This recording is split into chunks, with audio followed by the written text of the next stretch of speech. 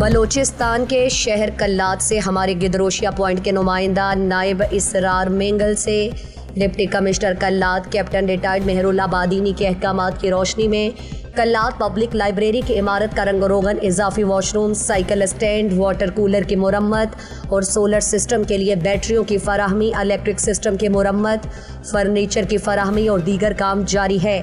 پہلے مرحلے میں لائبریری کے بلڈنگ کو رنگ کیا جا رہا ہے۔ ڈپٹی کمشنر کلات نے کہا کہ طلبہ ہمارے مستقبل کے معمار ہیں۔ طلبہ اپنے تمام تر توجہ تعلیم پر مرکوز کریں اور اپنے مطالعے میں بھرپور اضافہ کریں اور بہترین تعلیم حاصل کر کے اپنے ملک و قوم کا نام روشن کریں۔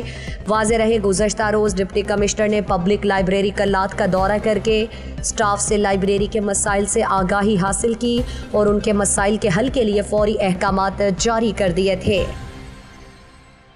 مزید دلچسپ معلومات اور خبروں سے آگاہ ہونے کے لیے گدروشیہ point Facebook page, Instagram, Twitter کو فالو اور یوٹیوب چینل کو سبسکرائب کریں۔